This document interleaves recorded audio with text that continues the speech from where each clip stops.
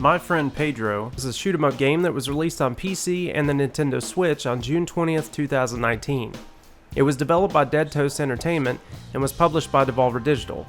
The game mixes elements of a Max Payne-like bullet time, frenetic action sequences, boss fights, and a talking banana named Pedro. And it doesn't really take itself too seriously, and there's nothing at all wrong with that. There isn't too much story to take in with this game, so it's more of one of those just sit back and enjoy the ride titles. You play as an unnamed protagonist who's being told what to do by a sentient banana, and all that really consists of is to just move forward and kill everything in sight.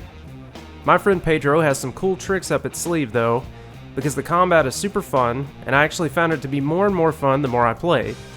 The protagonist can do a lot of cool things, like jump off of walls, spin to avoid taking damage, roll, dive through the air, move in slow motion, kick enemies and objects like basketballs as well as severed heads, ride a skateboard, and when they're dual-wielding pistols or Uzis, they can use a mechanic that allows you to aim at two targets at the same time. The character feels a little floaty, but I got used to the feeling rather quickly. The action is really fast and it has a very arcade game-like feel. So how is level design? It's honestly really well thought out. There's a ton of platforming and some of it includes some almost puzzle-like elements, but nothing so difficult that it really puts a damper on the whole pace of the game. There are plenty of platforms that need moving from pressing a switch or shooting a lever, and it really gives you some time to breathe slightly in between skirmishes. There's one short stage though that I would say is probably my least favorite in the entire game, and it involved a dreamlike world and platforms that disappear after the protagonist jumps off of them.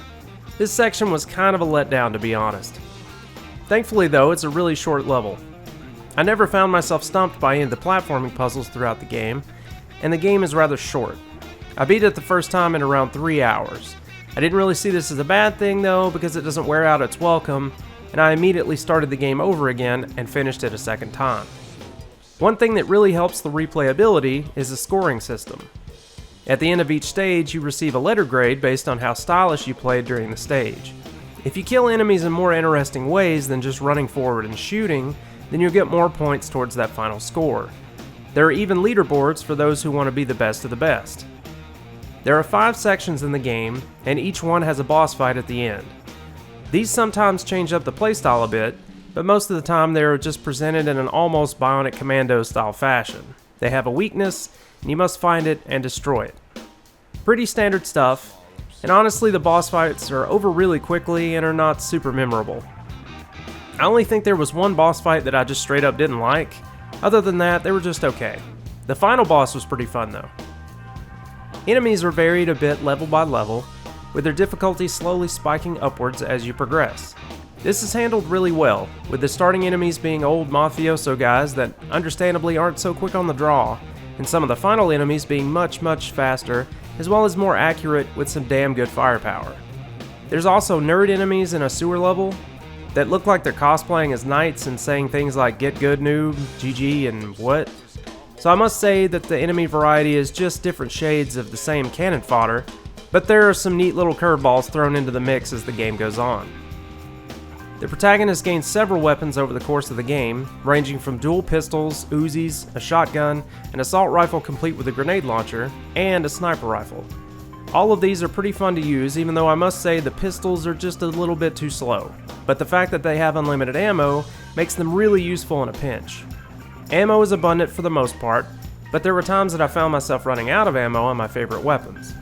This was honestly probably because I didn't switch weapons enough and kind of spiced things up. My favorites were definitely the shotgun, assault rifle, and the sniper rifle. When I got the shotgun, it was like the game just clicked.